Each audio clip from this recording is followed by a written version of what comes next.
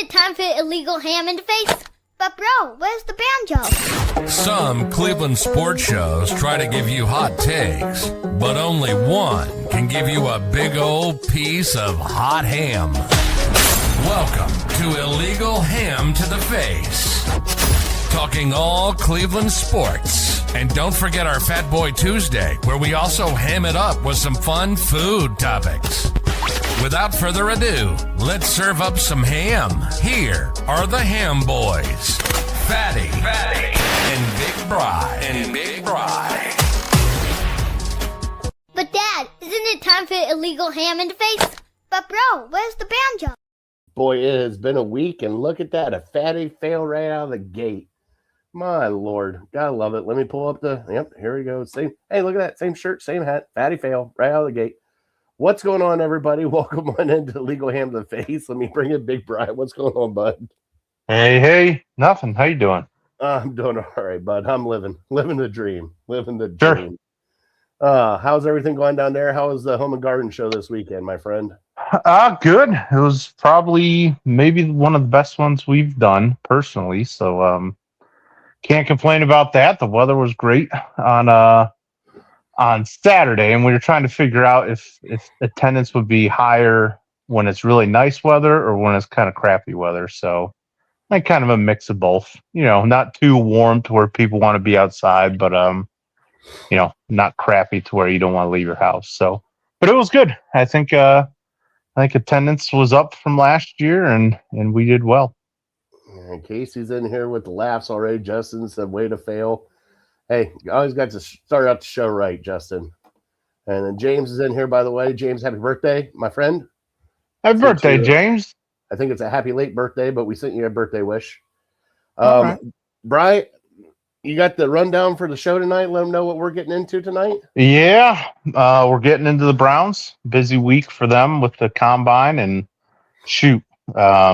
free agency will be here by the time we do our show next week. I think it starts next Monday, so it's kind of creeping up on us. And then, you know, we're always good to talk some draft. I kind of wanted to get your feeling for where you sit with the quarterback situation, because I'm sure our minds will change 4 or 5 different times throughout the offseason. So I'm just kind of looking to see what your plan would be to kind of fix, you know, can't really fix it, but what you're thinking for the Browns quarterback room in 2026. So get into that, and then we'll talk some Cavs, couple big games against the Pistons, still kind of banged up. So I wanted to see your thoughts on that, and then kind of what you're looking for the final 20 games here. You know, what's your perfect scenario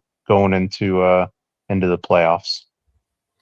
All right, and FATTBOY Tuesday, you got concession stand foods tonight. I am super excited about that. Yeah, they've really evolved over the years. It used to be, you know, a piece of pizza, a hot dog, popcorn, and nachos. That was it. Those were your only options. So, yeah, I mean, you can still keep it simple if that's what you like, but just picking your brain a little bit about good concession stand food, even if it was just a hot dog. You know, hey, this place had really good hot dogs, or you know, good pizza, or a good deal, or something like that. So there's a lot to get into there. And then the top 3 I was gonna have kind of came to me. Oh, and I don't know, we've talked about so much, maybe we've talked about this, but it crossed my mind again maybe a few weeks back. And you know, what are you doing? What are you watching when you're plopped on the couch? Your head is throbbing, you haven't really slept much, and you're dehydrated, and also known as a hangover. So what gets you through the hangover to put you in that nice state of mind to relax and just kind of not have to think about it? So top 3 things you like to watch when you're hungover. I thought you were meaning like the hangover from the NFL until like the combine and all that stuff. Like what? Okay, now this physical. Drank too much last night. Right. Drank too much last night, and be specific. Don't just say like, oh, I like rom-coms, or I like to watch reality TV. Specific. Give me a sport. Give me a TV show. Give me a movie. Something that you like watching. I like it. All right, we got it. We got it. All Yep. right, Brian, do you have any shout outs this week, my friend? No shout outs here. I got no shout outs here. Just trying to get through the week. Mhm. Trying to get through the week. All right, well, let's get this show started. We'll start it off with our trivia, which is always brought to you by City Dogs Cleveland. Don't forget that our show is brought to you by Harold Q and Lake Erie APA. Also, City Dogs Cleveland and part of the Network 216. So here we go, Bri. I'm slowly getting the hang of it back together. And there it is.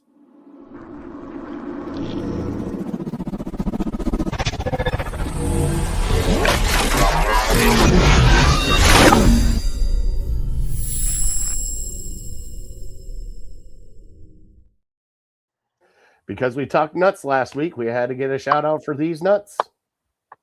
I'm sorry, these nuts. I used to have a T-shirt. There's a place, I think, in the Outer Banks, a nut house, a nut shop. You go buy nuts, called Try My Nuts. And so I thought it was really funny as a 17-year-old to get a Try My Nuts T-shirt. So I love that thing. I don't know what happened to it, but I don't know if it's still there. If you're down in Myrtle Beach, go. Not Myrtle Beach. Was it Myrtle Beach? No, I think maybe the Outer Banks, somewhere in the Outer Banks. Now that I think about it, You started thinking. I was thinking of the movie Accepted with Jonah Hill. yeah, Ask me about my winner. yeah. I think that preceded that, but I can't remember what year that Accepted movie was made. I love that. Mid movie. 2000s, huh? That's a good movie. It's a good movie. All right, Bri. You got trivia tonight. What do we got in store for trivia tonight, my friend? Well, believe it or not, it's NFL trivia. And it's I probably should have asked you this a couple weeks ago because it would have been more timely then. But I forgot. I didn't go back far enough in my my screenshots that I saved. So we're doing it now. So I'm looking for the team NFL organization since 2000 that has had the most head coaches. And if you want bonus points, you can guess how many head coaches in 25 years. It is the Cleveland Browns, correct? Cleveland Browns are second. Oh, there's a sneaky one. I think I know what the sneaky one is. All right. Mm-hmm. All right. That's kind of all right. Wow, really? There's somebody worse than the Browns when it comes to head coaching. It's hard to believe, right? Isn't it? Seriously? Like, I know we got top spot in quarterbacks. I don't know. The Bears have a lot. Well, I know the Bears have a lot. Close. The Jets, maybe that's a good question for a different week. That's definitely going to be a trivia question for a different week. You would think, just being Browns fans, you would think there's no way anybody can have more than us. But I feel like there's a sneaky, kind of like this one. There's sneaky suspicion, like there's no way anybody's been worse than us in 25 years. Well, somehow, some way. It feels like it really does. It feels like, all right, there's really somebody worse than us. Mm-hmm. I was surprised too. Shut up. I don't believe you. All right, we'll get to trivia. I still don't believe you. I think this is one of those. I think you're pulling me for a bride loop right here, where you get my hopes up like it's somebody else, and then you go at the end like, nah, it's just fucking with you. It is the Browns. That would be double points for you for calling it out if that's the case. If you want to double down, and have the Browns be your answer, then you go ahead.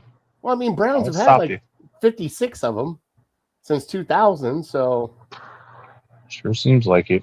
A couple guys only getting 1 year. That starts to add up quick. Oh boy. All right, well, let's bump into the Cleveland headlines because we got some Browns news right out of the gate, buddy.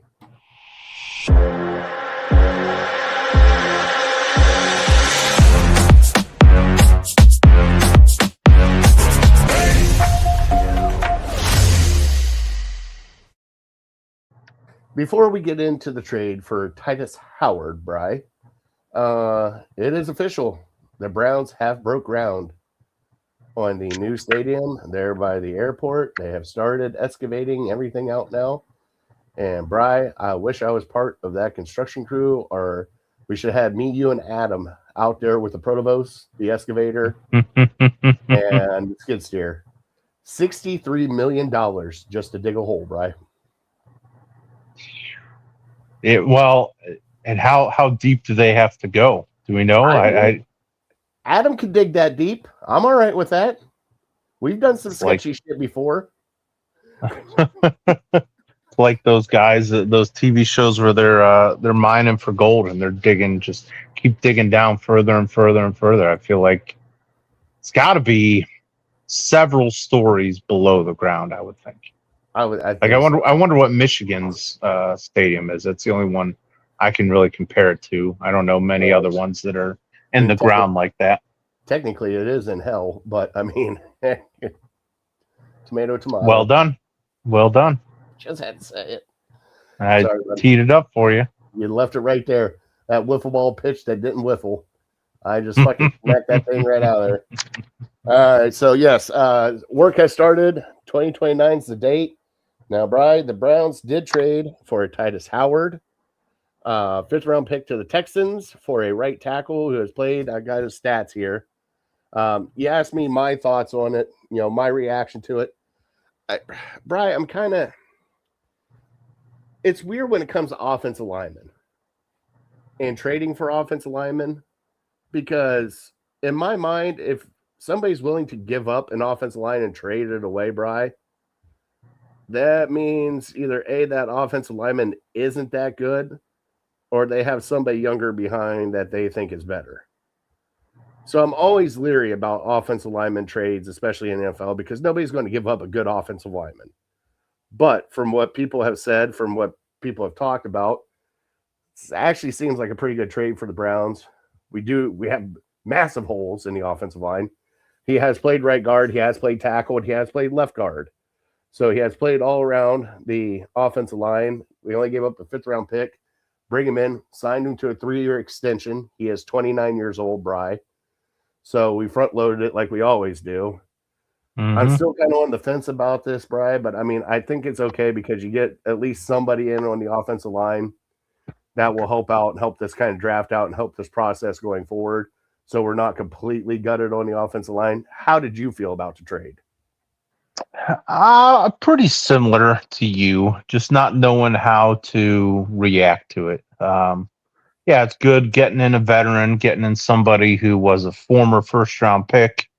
Has played in many big games and, getting close to 30, but not quite on the other side of 30 yet. So still has a few good years left. But, giving up a 5th round pick, I don't have an issue giving up a 5th round pick. But then the contract, you throw that in there and it's like 3 years, $63 million. So $21 million a year. And I just think is that really the best way that we can spend $21 million? And so I know the name. I know the guy's name. I've heard of him. I remember when he was drafted, which kind of makes me feel old. I remember some conversation around him he's good, but he's not great. So, when I really want to kind of figure out, well, how good is this guy? I Google Madden ratings and I go see what's his Madden rating, because I feel like that will give you an accurate stance for where the guy is compared to other right tackles. And after looking at that, he's rated right in the middle, like 15th, 16th best right tackle in the league. There's 2 guys. There's Lane Johnson, who's been a staple at the top for years, and Penei Sewell, who's just been a stud for the last half decade. But then after that, it really falls off. So everyone else is kind of closely bunched together. But yeah, so just not knowing really what kind of player we're getting. The more you hear about it, the more you hear that he's a very good pass blocker and he's a subpar run blocker. So, you kind of take the good with the bad. So I've kind of been feeling a little down in the dumps just based on thinking, well, Houston took advantage of the Browns again. They saw a team that was desperate for offensive linemen, and they said, let's get this guy. We're thinking about cutting him anyways. So let's give the Browns a call and let's see if they want him. And then not only do we want him, we're going to pay him this giant amount of money. And, I didn't even think we had that kind of money just laying around that we could give somebody. So just, I know we're going to be strapped against the cap at some point. So like we have a limited amount of dollars to give guys in free agency. So why did you choose to give such a giant sum to this one guy? Like I thought Linderbaum, who's by all accounts a top 3, top 5 center in the league, and young still, I thought he'd get 20 to 25 million. So I'd far rather go that route than trying to get overpay for this guy. But then the more I've chewed on it a little bit, I kind of remember back to the Amari Cooper trade. And hey, we gave up a 5th rounder for that guy too. We paid him $20 million. And that worked out pretty well for us. So, after thinking about that, it might not end up being a bad thing. Certainly you needed some stability with its offense line. You can't have 5 rookies out there, 5 guys that are very little experience in the NFL. So I'm okay with it. I just worry, but I've worried for a while that it's really going to put us in a bad spot with the cap. But up to this point, it really hasn't. It hasn't restricted us a ton on doing what we want to do. So till that day comes, I guess I'll live with it. I think he's an average right tackle. So, we've been through this before with Jack Conklin. When we signed him to that big extension, we weren't super happy about it, but when he was actually healthy, he played decent. And this sounds like this Howard is relatively healthy. So you need somebody out there. With Conklin and Dwan Jones being constantly hurt, it'd be refreshing to have somebody that you can count on. Yeah, he's only had two years that he missed more than a handful of games, and that was 23 and then 19 when he came in and started. But yeah, like the past 2 years, he's played all 16 games. So he's healthy. And Brian, I mean, let's be honest. We joke around about upgrading this roster, and even just an average player at the offensive line right now is an upgrade. Sure. I hate to say that, but if you can upgrade a position even just a little bit, especially if our right tackle is always injured, and then we're putting in pretty much people that are just opening up the gates and getting blitzed all the time. Bobby G said he played over 90% of available snaps for his career. So pretty good. Yeah. Thank you. I mean, best availability is the best in the NFL. Got to be available. Mm-hmm. So, but no, we'll see what happens. I'm not like woo about it, but I'm like, okay, we got an offensive lineman. That helps out, and that kind of transitions into one of our other things here. You have one here, and we'll go into this one. We got number 6 coming up. A lot of people are thinking offensive line. A lot of people are thinking wide receiver. And Brian, what are your top 3 options at number 6 coming up here in the NFL draft? Yeah, I think this changes it a little bit because you have a right tackle now, and I think maybe some part of the reason they like him a little bit is because he can be versatile. He can scoot into a right guard if you have to. If you decide DeJuan Jones is your guy at right tackle and he's actually healthy, then you can bump Howard inside. I would think he would be better on the outside because he's a better pass blocker. But he has that versatility to where you can move him around on the line. So, I look at a guy like Maui Noah that we talked about last week, and I feel like he's pretty similar to what Howard is. Right tackle that maybe you could move into guard, and so you don't really want to. Hopefully, Andrew has learned, and Barry has learned his lesson on drafting right tackles and trying to make them left tackles. So hopefully he won't do that with another high draft pick. yeah, I don't know if Maui Noah is at the top of the list. At one point, he was probably at the top of my list, just because we really needed it, and a lot of people thought he was the best tackle in the draft or the best offensive lineman, even if you didn't know where you're going to play him. So I really think you start looking at the other needs. Guard, it's probably, unless he's Quentin Nelson or somebody, you don't draft guards in the top 10. Like, unless he's a absolute first ballot Hall of Famer, you're not taking a guard that high. So you have to look at wide receiver. And it might surprise you, might surprise a lot of people who know me as a Michigan fan. I'm starting to like Tate. I think he kind of reminds me. Maybe he's comparable a little bit to a Michigan guy and Nico Collins, just maybe a tick shorter. But just the way he plays big. Maybe not the most physical guy out there. Maybe not the fastest guy out there, as we saw with his 40 time. But just knows how to get open, and just a true professional at the wide receiver position, and a quality guy, it sounds like, from all accounts. So that's something that the Browns really need. Would I like to take him at 10 or 12 or something? Yeah. But I think this draft just isn't the strongest of drafts. So, he's probably going to be the top receiver off the board. So there's a chance he doesn't even make it to 6. If somebody takes him at 4 or 5 or trades and jumps you. So I think Tate might, you just go down the list of wide receivers. I like right now, I'm liking Tate number 1.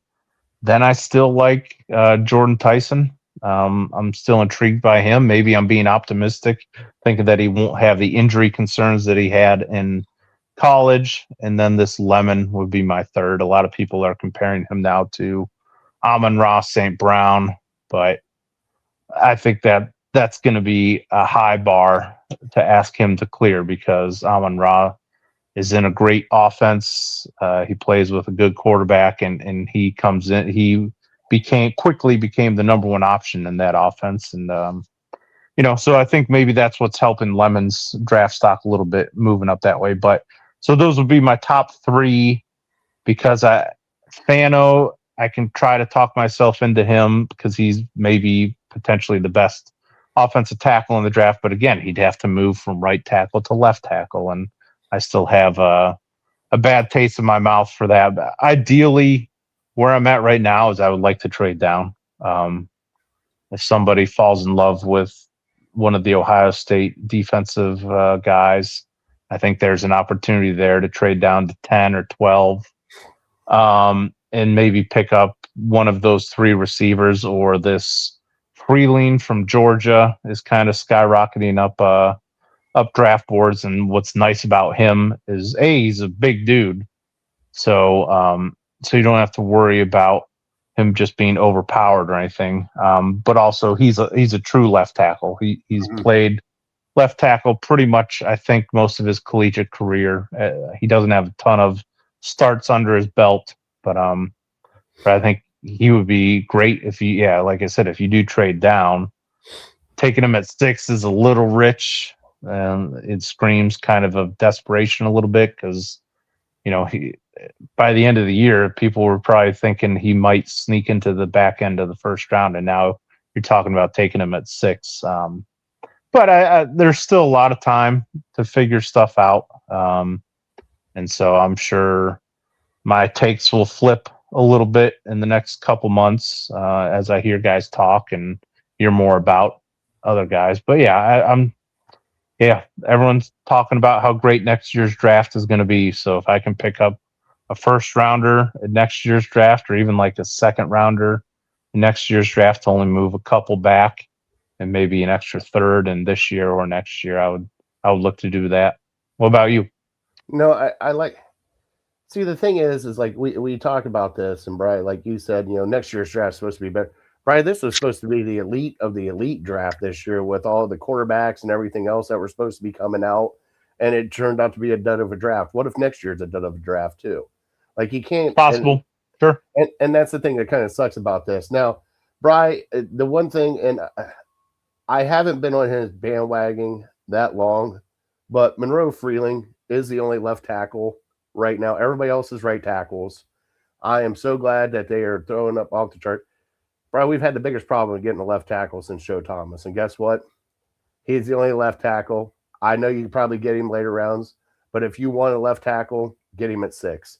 Shore up the other side of that offensive line since you got Titus Howard on the right side.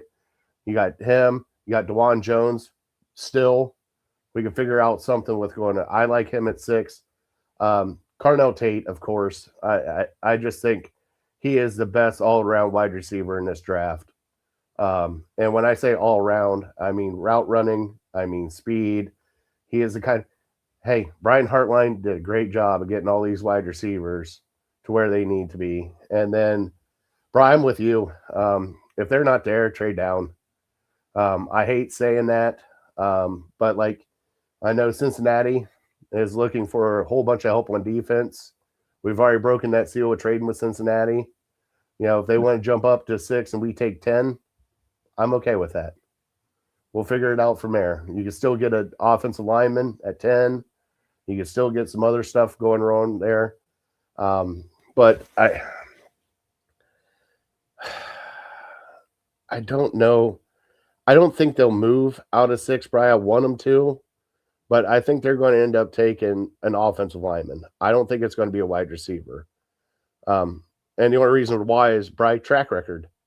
What does Andrew Berry not like to do? Draft wide receivers, especially in the first round. So I have a feeling that if he's going to draft a wide receiver, it would probably be the 24th pick. And he'd probably go after the offensive line and try to rebuild this offensive line and protect whatever quarterback we're going to have. Which we'll get into here in a second, which is perfect segue for that one too, Bri, because you brought me up. All right. You brought up your ideal realistic plan for quarterback in 2026. My God, can we just throw a grenade on it and blow them all up? Can we do that? This is why I'm trying to pin you down, because whenever I say, oh, tell me about Shedeur Sanders, I hate him. Tell me about Deshaun Watson, I hate him. Well, who do you want to quarterback the Browns? Anybody but them. All right, give me a plan. Give me names for anybody but those two guys. Can we get Timmy from South Park? Nope. Are you sure? Because I think he's available. I want names. Give me a plan, Mr. GM. Oh my God. Give me a plan that's better than what we have. I know, but it's not even a plan, Bri, because the people, one person, actually 2 people you technically can't get rid of because you drafted one and the other one you paid way too much money for. Well, yes. So they'll be a part of your room, but yeah. Are you a Kyler Murray guy? No. You've mentioned Mac Jones, but you're gonna have to trade something for him. Would you trade a second rounder for him? Do you want to draft a guy in the first round? I don't even think drafting. There's no other quarterback, even though like people are saying Ty Simpson. I don't think there's another quarterback besides Mendoza that should be even sniffed. I don't even think Mendoza should be sniffed in the first round, but he's going to be sniffed in the first round. Kyler Murray, God, he's just. I think Kyler Murray just doesn't care about football at all. I really don't. I think he got his payday and he's just like, I'd rather sit at home and play video games than care about football. I really do. Mac Jones, a retread. Would I consider trading for Mac Jones? Yes, but if you're bringing in Mac Jones at that point in time, Brian, it's not going to be a quarterback competition because Mac Jones should be your starter for next year. They were talking Anthony Richardson, trading for Anthony Richardson. Now, if you bring in Anthony Richardson, that's quarterback competition for everybody else. If you try to sign Malik Willis, guess what? You sign Malik Willis, that's saying that Malik Willis is going to be your starter for next year. So there's a lot of like weaving moments in this. Me personally, honestly, if I have to say it, and it's not that I hate Shedeur, I would probably go Shedeur first. So you're content with this quarterback room, is what you're telling me after all the complaining for this year, Bri. Okay, for this year. That's all I'm asking. Now, the thing is the one thing that scares me the most, and it terrifies the shit out of me, Bri, is I got a horrible feeling that Deshaun Watson is going to be our starter at the beginning of the year.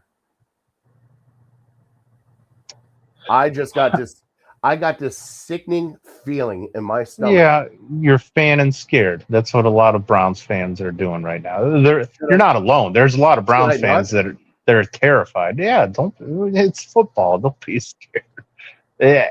So here's the good thing. If Shedeur Sanders and Deshaun Watson are as bad as you think they are, then that's good news for the Browns, because we might not win many games, and that means a high draft pick for next year. So in my opinion, if they're as bad as people think they are, that's great.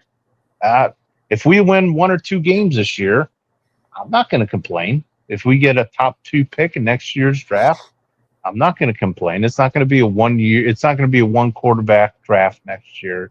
I can almost say that for certainty. And I understand what you're saying about this year's draft. They were saying it was going to be a good one, and there have been guys who have fallen. We talked to Aller, Nussmeier, Klubnik, but also people were thinking that Sellers was going to come out. He went back. People are holding on to the hope that Arch Manning would come out. He went back. So Dante Moore, he would come out. He went back. So like these guys are coming out next year. There's no more going back for them. So I think, yeah, this year it's going to be a rough one. But yeah, I'm just trying to figure out, all right, if you hate Sanders, if you hate Watson, are you just going to eat a green one and let's do this? Or are you hopeful that give me a name that they can sign in free agency, give me a quarterback they could realistically trade for, give me a guy in the draft that you think could be a value?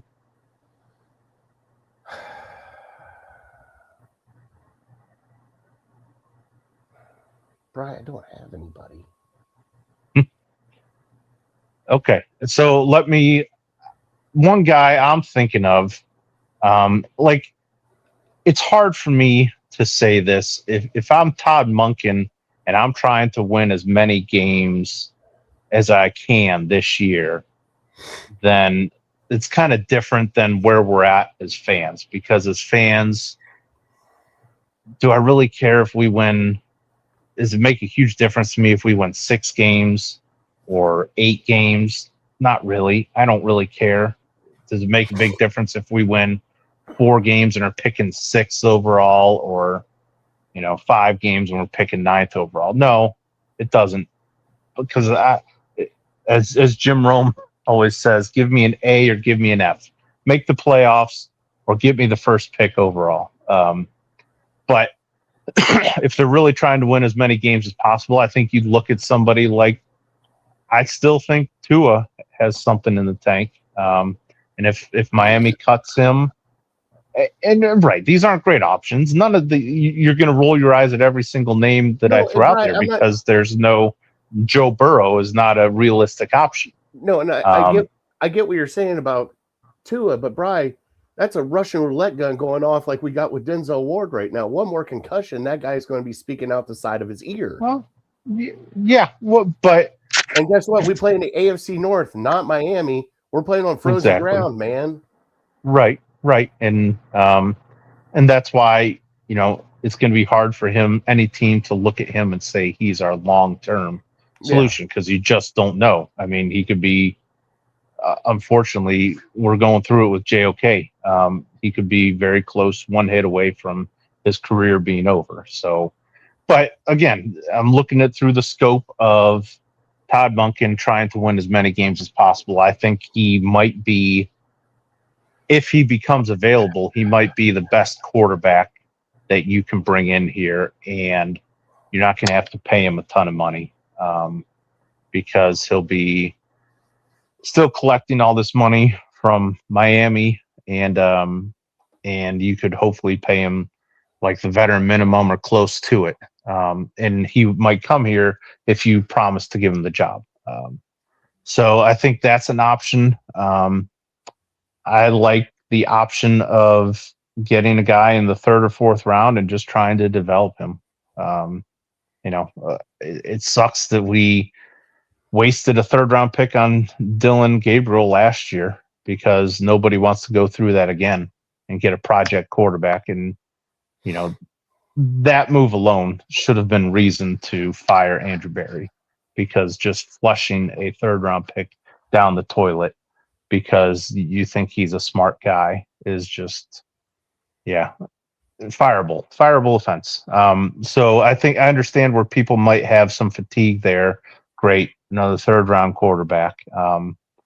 But bring him in and try to develop him and just go forward with Shador. And I'm not even advocating for like another 3 or 4 man competition at quarterback. Because we proved last year it's just way too messy. 2 guys at most. So if you want Deshaun and Shador to just battle it out, see if either one of them can be an NFL starting quarterback, be my guest. I'm fine. I've come to the realization I'm fine with that.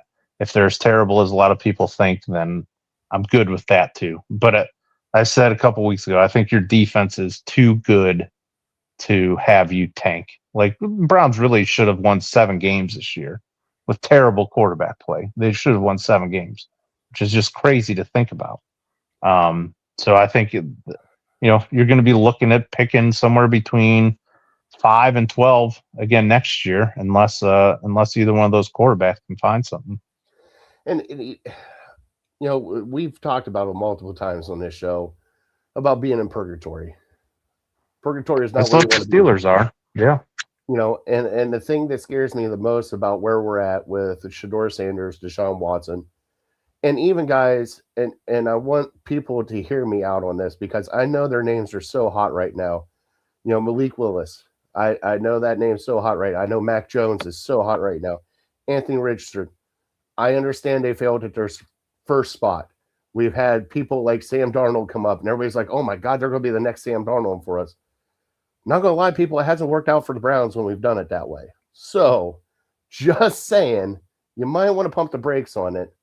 I hate to say this because, I just have a feeling with Shador Sanders and Deshaun Watson, we're going to be stuck in that purgatory range of quarterback play.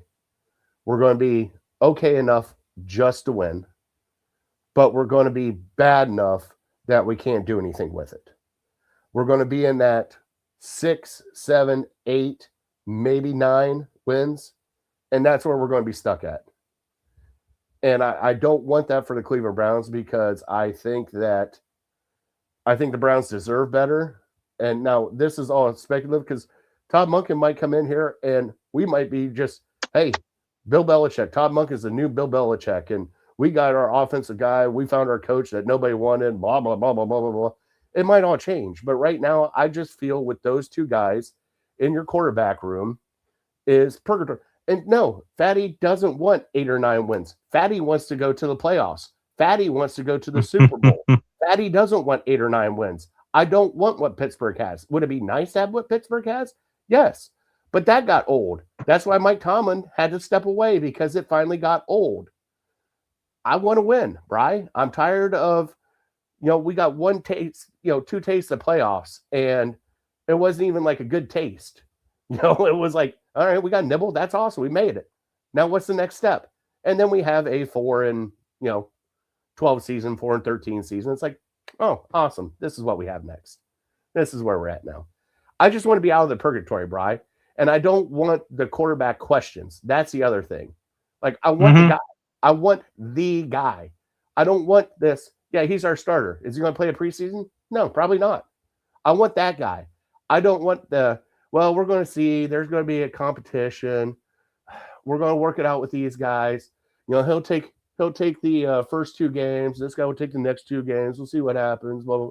No, I finally want the guy for the Cleveland Browns. We haven't had the guy for the Cleveland Browns in I don't know how long, Bri. Well, Baker, I would think. Well, and Deshaun was the guy. We made the biggest commitment to him that we've made to any player, and Cleveland Browns history. So he was the guy, but then injuries started to pile up, and he didn't hold up his end of the bargain. And he just hasn't looked good. So I think the only way you're gonna get your answer to the guy is if you sign Malik Willis and you give him $25-30 million a year. I think that's them telling you, okay, he's our starter, and then these guys will figure them out later. Or if you draft a quarterback in the first round, if you draft a Ty Simpson, that's you saying this is our quarterback of the future. This is our Jackson Dart.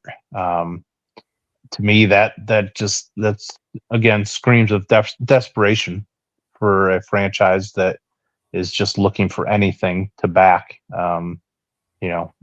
So I'm not interested in that. Again, another small, frail guy bringing to Cleveland. When are we going to learn? We haven't yet to this point, but either any way you slice it, it's not going to be good for the next 365 days. Yeah, I know, and I'm not trying to. Okay, I am looking at Malik Willis right now, and just okay. Oh yeah, So he hasn't done started. anything. I mean, yeah, he hasn't even started a full season. Yeah, so he started like 6 games. He started like 6 games. Like Malik Willis, if you're looking at his stats, that's not what's going to get him a lot of money. You have to like watch his games that he played to be like, oh, well, that was a really nice throw. Oh, he beat the Ravens. Oh, he's making plays left and right here. Like that's the thing that would get you excited about Malik Willis, not his stats. I'm not advocating for him. I'm just I'm just saying like this is like the retread. Retread stuff that we talk about. Like the guy's he's been in the league 4 years and AJ McCarron.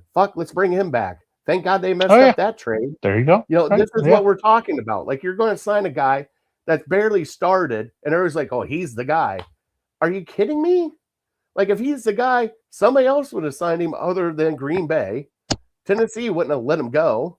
Like I don't know. Again, it would be a desperate move in my eyes.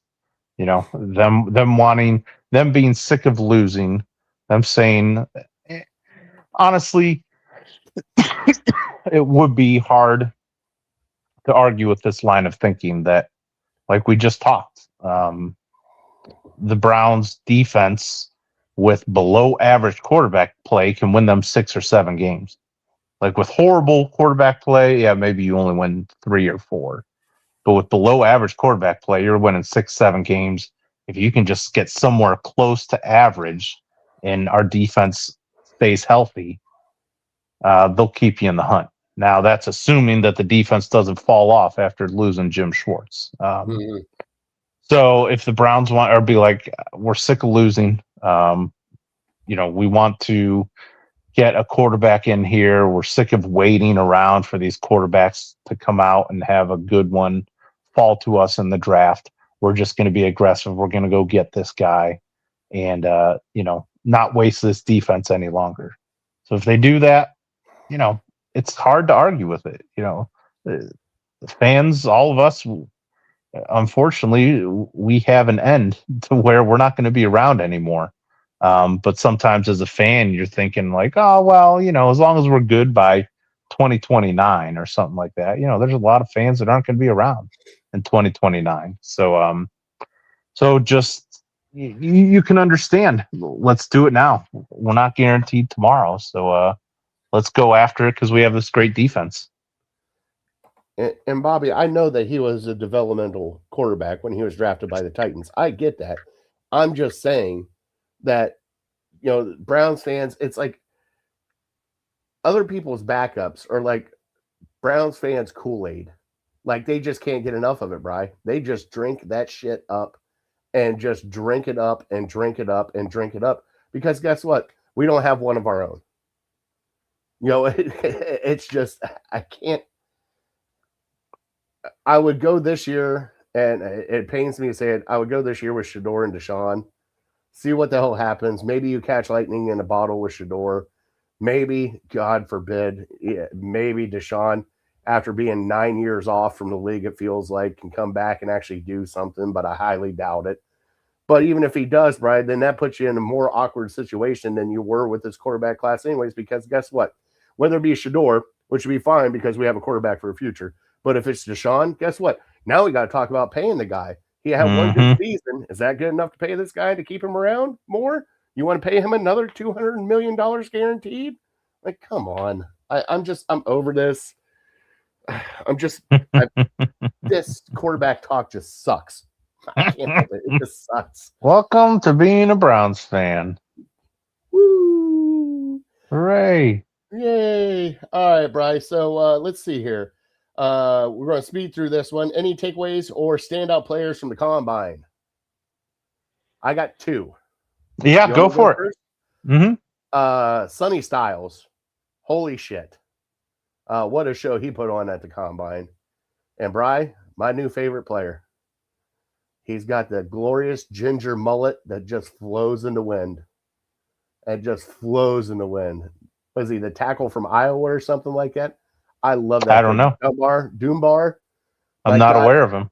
Brian, you know who it is. I'll find a picture of this guy. He is freaking amazing, Bry. I remember that guy from was it North Dakota State that got drafted by the Buccaneers, and he turned out to be a pretty good player. Mock, I think, was his name. Jennings Dunker is his name, Bry. His name is Jennings Dunker. Jennings Dunker. He played for Iowa. I don't even need to see a picture of him. I love him already. Right? What a name that is. And he's from Iowa, offensive lineman from Iowa. Yeah, guess what his favorite place is? Culver's. Of course it is. Yeah, it's in Iowa. That's close to Wisconsin.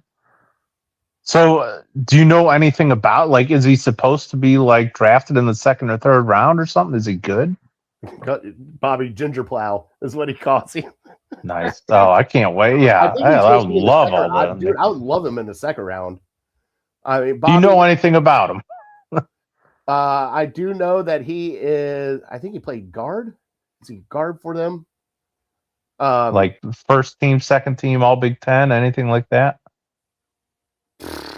No, I don't even know. No. you just take him at 6. What the hell? I'm tired, Brian. The red mustache with this. Oh my God! Hold on. Like I said, I don't need to see a picture of him. I can kind of Jennings Dunker. What a name! Good on his parents. Oh yeah. Hold on. This is the great thing about this show is I can add. All right. Let's see here. Share screen. Is this the video of him running or just a picture of him? Just a picture of him. I think it's on Instagram. This one. There it is. So take a look at this glorious specimen, Bry. If that is not a Cleveland Browns offensive lineman, jeez, I don't know what is. Look at that glorious man. Kind of intimidating, right? Big Mike. Okay, I'm on board. For him. I can't take credit for it. Gingerplow. Gingerplow. That's what we're going to do. I hope his play lives up to his name and lives up to his hairstyle. He'd be a fan favorite for sure. Ooh, Cavs are up 54-48 at halftime. Thank you, Bobby, for the update. And okay, I was wondering if that's on TV. Bobby goes, so you want a QB, but you don't want to look for one. It's not. I don't. That's welcome to my world, Bobby. He hates every quarterback that we ever talk about. I'm trying to get real answers out of him. I don't want to retread. I don't. Well, give me a quarterback in college not named Julian Sayin that you desire. Oh my God! Fuck it. Fine, Drew Aller. Give me Drew Aller. Bring Drew Aller here. You got it. You have zero conviction behind that. You can't just throw out. I need you to plant your flag in somebody and say, "That's my guy. I think he's going to be a good quarterback." Who's the quarterback for Liberty? Give me that guy. I don't care. Anybody. Malik Willis. No. See, this is the problem with you. Give me anybody. Give me anybody. But you don't plant your flag. Give me You talk about how bad everyone is, but give me somebody you think would be good in Cleveland. Well, it won't be Julian Sand because I don't want Julian Sand. Thank God. And I'm not an Arch Manning fan.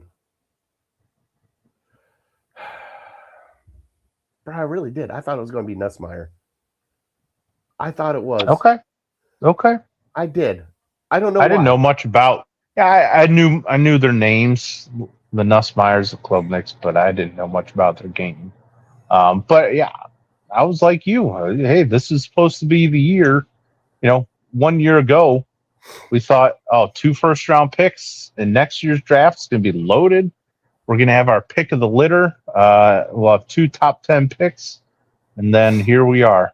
Talking about next year again because this year sucked. And shoot, I would run to the podium. Maybe at some point, because we're running out of show here, we talk about what you would give up. I know you're not a Mendoza guy because you hate every quarterback, but I would run to the podium for Fernando Mendoza because A, he makes things so clean for you. He's your guy. You're planting your flag, number 1 overall pick, and he's got the size. He's got a good attitude, and he's a freaking winner. Maybe it's just 1 year, but he beat the Buckeyes, and everyone talks about how great their defense is. So it's not like he's not playing anybody. And so Bobby said, to be fair, Retread won the Super Bowl, and I sure I get that. Bobby maybe catch lightning in a bottle, but see, that's a Minnesota Vikings screw up and a Seattle Seahawks game. But we're the Cleveland Browns. It doesn't work for us like that, Bobby. It doesn't. You know what happens to us? As we go after a guy, he gets suspended for 11 games. Then he blows out his knee. Then he tears his Achilles. Then he does it again. So, yeah, that's how it works out for the Cleveland Browns. That's what we do for the Cleveland Browns. So need somebody to break the cycle. I don't know about Mendoza, right? I don't. You think? Of course you don't. You hate everybody. Every quarterback's not good enough. Okay, fine. Yeah, Mendoza's going to be the for savior for the Cleveland Browns. For the whole show, I've been asking you to give me one name that you like. Mendoza's it. Just trade the whole draft. I would trade every pick. Go up to number 1. Wouldn't that solve your problem? Even if he's not good, wouldn't that solve your problem? There it is. Solve the problem. Mendoza number 1. And then in 3 years, we look back at this and we both look like dummies. You can't get them is the problem. They worked too hard. They tanked too hard this year. Something that, in retrospect, you should have done as a Cleveland Browns. And yeah, to the victor go. That's why we talk about tanking in the NBA. Why is tanking such an issue? Because it works. We should have tanked. We should have got, at least a quarterback that we can all get excited about, rather than talking about this crap for 365. Well, Brian, it doesn't look like we're getting to the Cavs tonight. That's okay. We don't have a whole lot to get into with them. We can talk. Push it to next week. Not much will change. Hopefully, no more injuries. And we'll push. Free agency will start when we do the show next week, right? Yeah. So that's why it's going to be interesting. I would assume the Browns would make a move between now and then, at least one, or small time trade or something. I would think so. Give me one person you're looking for. Well, I thought Linderbaum was unattainable because he would cost too much. Mm-hmm. But then we're throwing all this money at Howard, and I'm like, well, maybe some people are correct. Maybe the salary cap isn't really a real thing. You just keep kicking money down the road, and you just never deal with it. So if he's attainable, that would be the guy I would like. And not into Willis. I wouldn't mind Daniel Jones, but I don't think there's a chance in hell he's getting out of Indy. They would be stupid to. And plus, he can't play for like 9 more months or something. He just got franchise tagged. Oh, Daniel Jones did. It's very odd because he won't be able to play for basically the entire year. I don't think. I don't know. Maybe I'm incorrect there. Yeah, I don't know. Linderbaum is the guy that kind of sticks out to me. Yeah, we could still use some parts. You're definitely going to get an offensive lineman. Chances are we've never heard of him. But talk about a guy on the Browns, Tevin Jenkins. I wouldn't mind bringing him back because he has that versatility to where he could play a couple positions on your line. So offensive line. There's not really a wide receiver out there that I get excited about. Wandale Robinson, maybe, but he's pretty small. This Alec Pierce, there seems to be a lot of. You like Dobbs? Okay, I can listen to Dobbs. I think he kind of gives me Amari Cooper vibes. Mm-hmm. I mean, if I had my choice, it would be a wide receiver. It would probably be Dobbs. And, God, even Debo's on there. Debo. I love Debo. Oh, is he a free agent? I think so. Yeah, I wouldn't mind Debo. He's very versatile and just been dealing with some injuries as of late. Well, I'm going to plant my flag, Bri. I think they should go after Russell Wilson. I think he is the savior for the Cleveland Browns. You gotta let Russ cook. Bring him in here. He is the true veteran that this team needs. You know who would be better than Russell Wilson? Anybody. Give me Oscar the Grouch. Give me Elmo as my quarterback. Anybody would be better than him. Perfect. We can do that.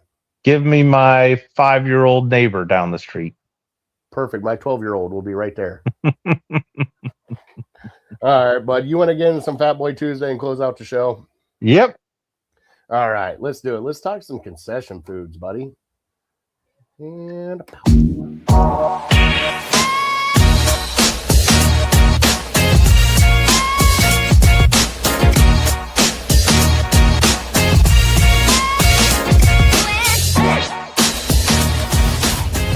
now, it's time for Fat Boy Tuesday.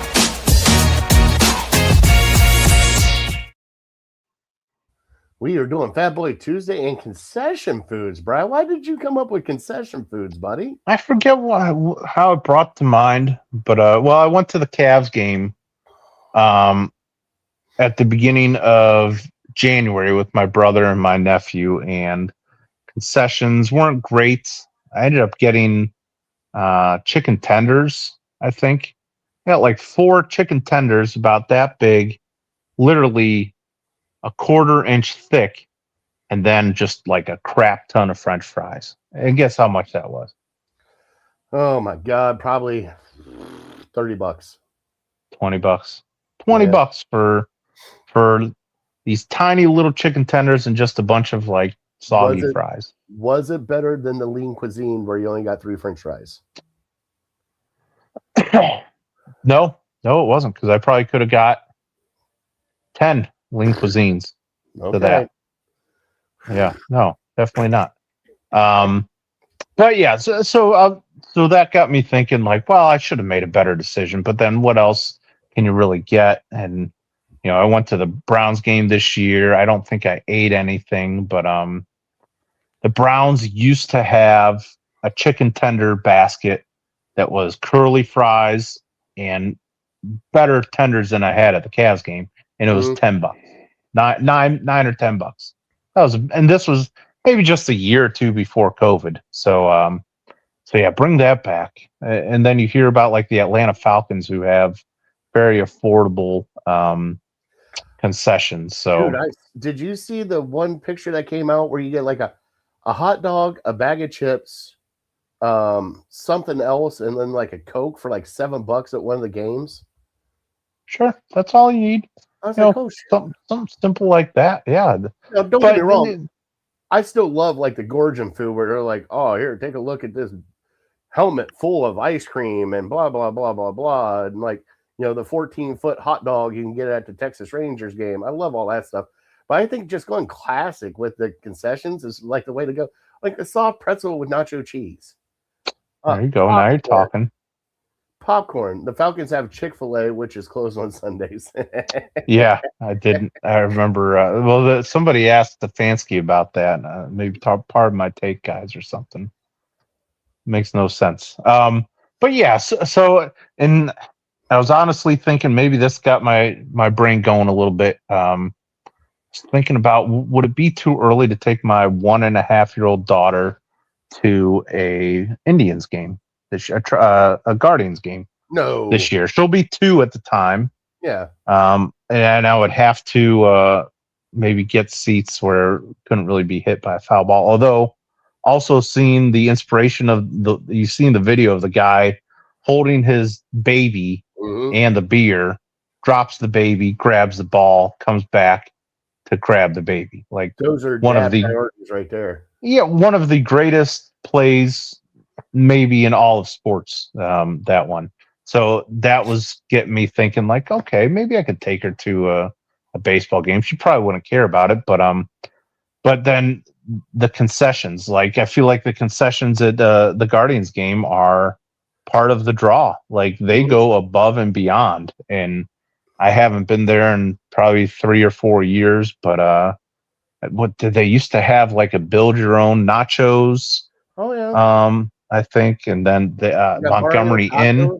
Yeah, they got Barrio was there. Yeah, Montgomery Inn. They have what's Cleats the hot is dog still there. place? Happy Cleats, Dogs. you said? Happy Dogs there. Happy Dog, yeah. So I mean, they pretty much got everything. I just, when you started talking about it, I started thinking like old school, like when I was like in high school. You get like the tub of popcorn, like you said, the slice of pizza that's been sitting out forever, but it's still some substance.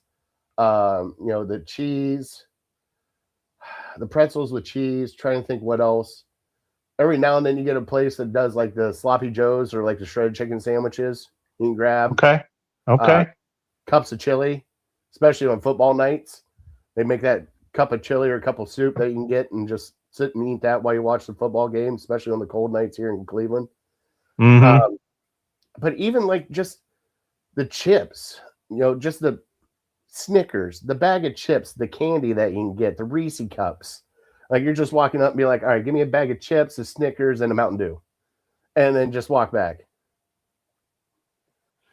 Well, I really like what they've done at Cavs games and Browns games, to where you get a beer. You just walk up, you go into a cooler. It's almost like a convenience store. Go into a cooler, grab whatever beer you want, go and do like the self-checkout, and then you're back in your seat, rather than having to wait in like some really long line. You're in and out very quickly, and you got like a selection right in front of you. You don't have the draft beers as much, but the canned beers. So I think that's the way to go. But then food that was kind of coming back to my mind from over the years was at the Indians games in the late 90s, maybe early 2000s. I remember going with my dad and getting a burger from there. It was just like a cheeseburger, I think. Nothing special about it, but it was down by where they would have the team shop. And I remember getting a really good burger from there. For some reason, that stands out to me. So, like, you can still keep it simple and stick to the classics, but if you do it right, I think that's all you need. You don't need like all these fancy options. Almost like when you go to Guardians game now, I feel bad that I can't eat more because there's like 5 things that I want to try. So maybe I just need to start going to more games. But then also talk about Guardians, Indians, or Guardians, Browns, Cavs games, because those are the ones that we go to the most. But still, to me, the one concession stand I got to go to is Augusta, that we'll see and hear more about in the next month. Just pimento cheese sandwich. Everything there. Yeah, pimento cheese. I went on like a 4-month pimento cheese kick last year, and I'll probably get around to starting it up here again in another month. Pimento cheese sandwich, the chicken sandwich, they have those peach ice cream sandwiches. I want one of those. There's got to be a way I can order that. So that's like a special one, to where super cheap. You basically get one of everything on the menu for $20, and try everything. We should do illegal ham on the road and just go to Augusta, me and you. Oh, yeah, dream come true. I'd need to, and I don't know why. It's probably too late this year, but all you have to do is you find out online to sign up for the raffle, and then if you get picked, boom, you're going. The problem is I think you only get like 2 tickets or something. So it's you and a guest trying to figure out who would you take with that other ticket. I would probably upset far more people than I would make one person happy. What you would have to do is you got to dangle it in front of them like fruit and be like, all right, who's my best friend? Who's gonna give me what are you bringing to the table for the trip? I thought about having a raffle of my own. If I win, then I'll have my own raffle and just put like everyone's name in there. But then my luck, I'll probably pick somebody who wants to go to bed at 8:00 and wake up and jog and then go walk all day at Augusta. And I'll just be like, man, no, this is bucket list thing. We got to live it to the max. You'll see me at the food tent. Yeah, I want to be hungover until I get the hair of the dog, and then I start it all over again the next day and just living my best life. All right. Good God, I love it.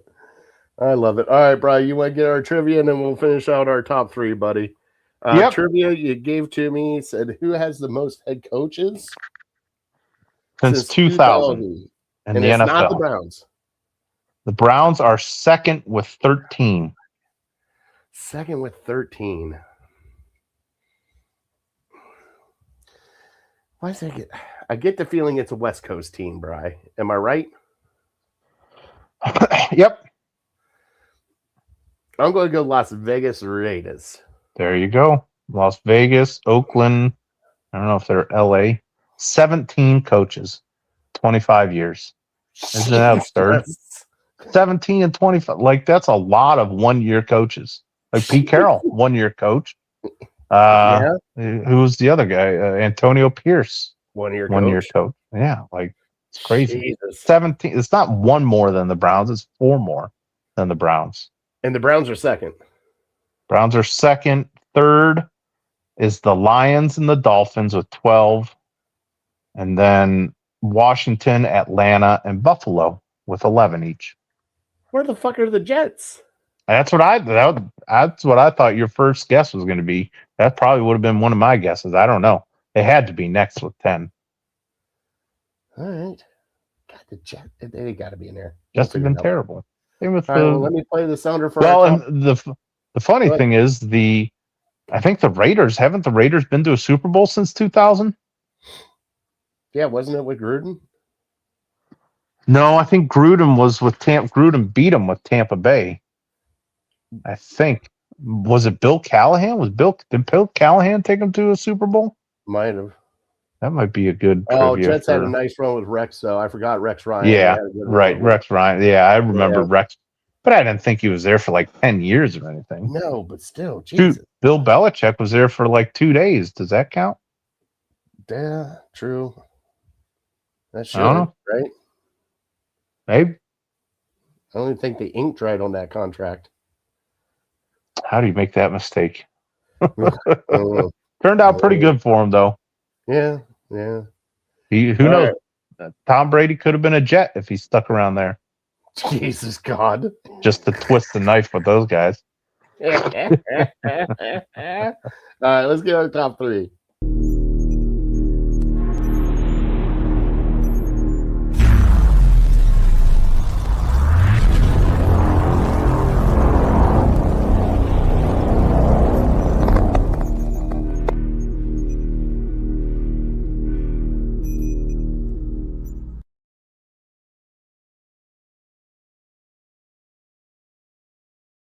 All right, Bryce. So you got tonight top 3 shows or sporting events to watch to get you through a hangover. I love it. I love where your mind's at on this one. I'm going to let you take the lead. Give me your top 3, and then I will give you mine. Yep.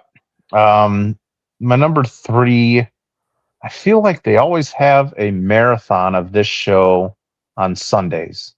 And I feel like it used to be on maybe Spike TV or something.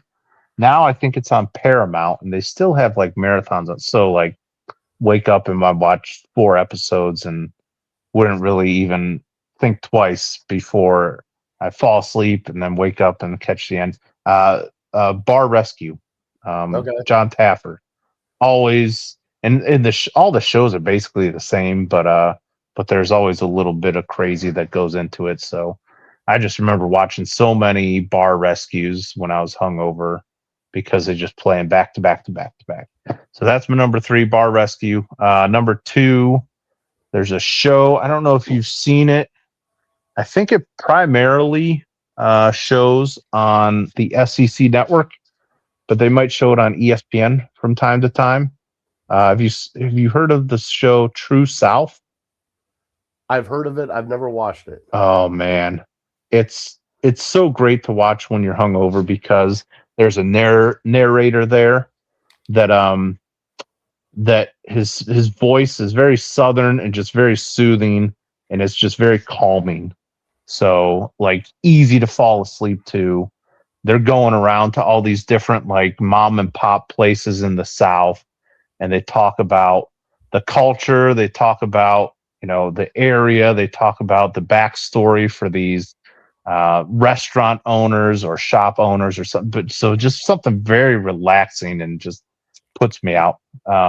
So love that one. And then my number 1 is golf. Nothing more relaxing than golf and seeing a beautiful sunny day and a lot of green grass and the whispering just kind of puts me in that mood. Because when you're hungover, you just want to sleep more. You just need something that is soothing that'll put you back to sleep. So get you in that right state of mind. So that's my top 3. All right. So my number 3, Bri, and I don't know if you watched it, but for some odd reason, it comes on in my house and I can watch it for hours and I don't know why. Guy's Grocery Games. Okay. The cooking show with Guy Fieri where they have the chefs come in and they have go through the grocery store and they get stuff taken away from them, but they still got to cook something. And I don't know what it is about that. I know show, of it. Guy. I just, between that and probably Diners, Drive-In, and Dives, it's just.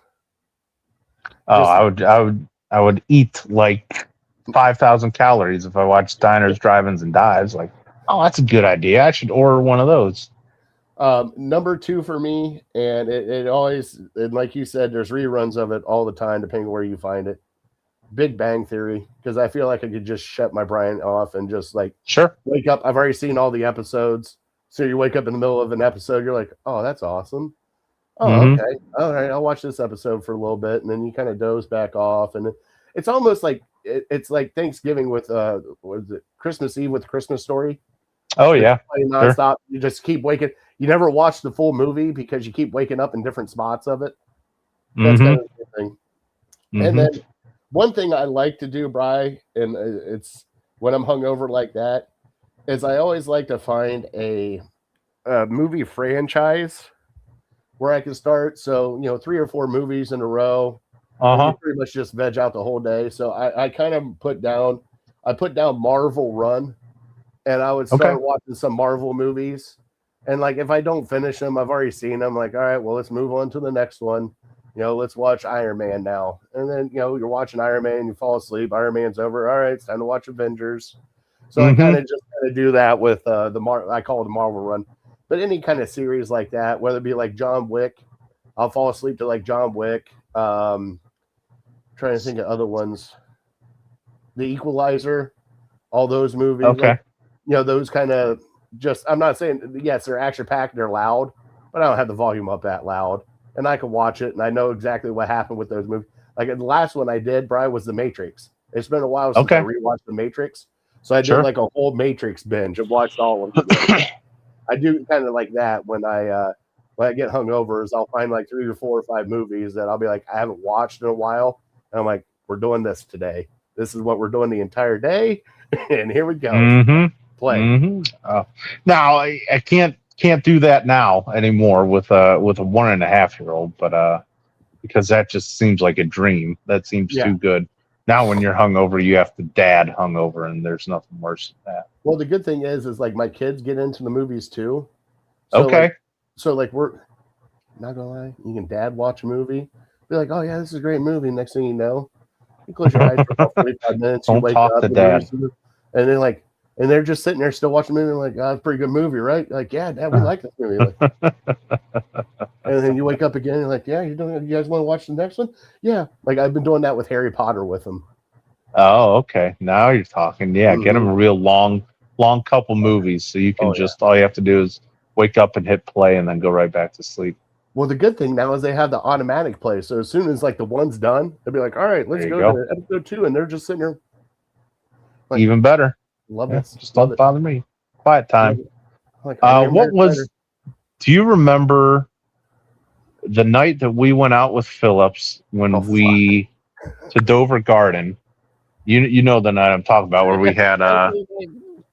had our Christmas bonuses and we went there. Yes. The next day, so I left very early, but you and Phillips watched one movie and you both kept falling asleep and you kept restarting the movie. Do you know what I'm talking about? I know, and I can't remember the movie offhand. Oh, you're going to have to reach out to Phillips. Because I remember hearing stories about you guys restarted like 4 or 5 times because you both kept passing out.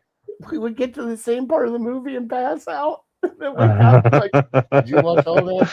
No. And it was a newer movie that came out too, and I can't remember, at the time it was a newer movie. Yeah, so this is like 20 years ago, people. So like, no, that was although it was probably 12 years ago or so. Yeah, I know because we started laughing about it. So like we watched that movie, and I never watched the end of it. And that's how you spent your whole Saturday. Oh my god, that was a long day though, dude. Man, tell me about it. That was a long. Like, hey. We went for happy hour and we closed down the bar. Our plan was go to happy hour, then go back to your house, and then we'll go back at like 9 or 10. No, it turned from 5 o'clock until 2 a.m. 3 a.m. with some shenanigans in between and maybe some fights and sitting there with a dip in, just giggling in the chair outside. Well, I got away. Like your guys' bills were like $150, $200, and my bill was like $40. And you guys were so mad at me, but I'm like, every time I had a full beer in my hand, you guys would just hand me another one. I'm like, well, I guess I don't need to buy any beers because they just kept coming. Kept coming. I'm like, well, I never had a chance to buy beer because I was never empty. I think that was the first time that not the first time. It might have been the second time I had a 2-day hangover on that one. Oh. Like that hangover rolled into the next day, and I was like, ugh. Oh, yeah. Well, now it's common. If you hit it too hard, we're at the age where, a 2-day hangover is common if you go super hard. I was hungover the whole next day, and then I ended up going out. I was like, all right, I just got to get out of the house. So I ended up going out to B-Dubs here in Medina because Toledo was playing in a bowl game. And so I had a couple friends that were out there. So it took me, but like maybe 3 beers at 7 o'clock at night to start feeling normal again. It took 5 guys the next day after that to get me normal again. On Sunday. Oh, geez. And that's what we need to talk about. Yeah, how to get feeling normal after a hangover. That should be usually food or more alcohol. Cures. There it is. Next week, top 3 hangover. I don't have one. I'll spoil. I have things that help a little bit, but there's nothing that cures it. Or hey, top 3 go-to for your hangovers next day. Oh, I used to. Sometimes I would go to Taco Bell night of. And I would be so tired by the time I got home. I'd just be like, all right, I'm not going to waste this now. I'm going to save it so I have it in the morning. And then there's nothing worse than reheated Taco Bell at 8 o'clock the next morning. Now, refresh my memory. I believe that we stopped at the convenience store on the way home, and Phillips bought this super bag of popcorn. That sounds familiar. Popcorn. Like you'll have to ask him. I can't say for certain that we did that. I swear to God, I thought he did because I thought it was one of those big bags of popcorn that you hold up and it's like 3 feet long. And I remember him just eating out of his bag at night. Oh, that'll go quick. Yeah, you just don't stop. You could eat popcorn for an hour in that state. All right. Well, now that we went down memory lane here behind. Yeah. All right, that was good. Sure. Get a little insight to what Brian and I do outside this show. Jesus God. Text Phillips. Find out what movie that was. I want to say Ryan Reynolds movie, but I can't remember. I want to say it too, but I don't think it was. Okay. He'll know. We'll figure it out. All right, we're here at the end of the show. Thank you guys, everybody, for watching and letting me ramble on the past 10 minutes about hangovers. Catch us next week live here on Tuesday. We'll have a great show for you then. Brian, God bless them. Yeah, God bless you. God bless America. We want to thank our troops and first responders for everything you guys do for us. We cannot thank you enough. Amen. And with that being said, we're definitely uncorked, unloaded. We're out. We will see you guys next Tuesday. Have a great night.